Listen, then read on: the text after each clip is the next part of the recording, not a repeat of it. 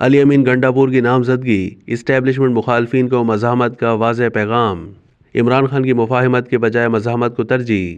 پاکستان تحریک انصاف کے بانی عمران خان کی جانب سے خیبر پختونخوا کی وزارت اعلیٰ کے لیے سردار علی امین گنڈاپور کی نامزدگی جارحانہ پالیسی جاری رکھنے کا عندیہ ہے۔ علی امین گنڈاپور عمران خان کے انتہائی قریبی اور قابل اعتماد ساتھی تصور کیے جاتے ہیں، جو عمران خان کی پالیسیوں کو جاری رکھتے ہوئے مفاہمت کے بجائے مزاحمت کو ترجیح دیں گے۔ بعض سیاسی پنڈتوں کا خیال ہے کہ علی امین گنڈاپور کی نامزدگی سیاسی حریفوں، اسٹیبلشمنٹ اور بیوروکریسی کے خلاف مزاحمت کا واضح پیغام ہے۔ علی امین گنڈاپور کے وزیر اعلیٰ بننے کی صورت میں صوبے اور مرکز کے درمیان محاذ آرائی بڑھنے کا بھی خدشہ ظاہر کیا جا رہا ہے، جبکہ صوبے میں گورننس کے مسائل بھی جنم لیں گے۔ علی امین گنڈاپور نے ہمیشہ مخالف سیاسی جماعتوں کے قائدین اور خواتین کے خلاف سخت اور نازیبا زبان استعمال کی ہے۔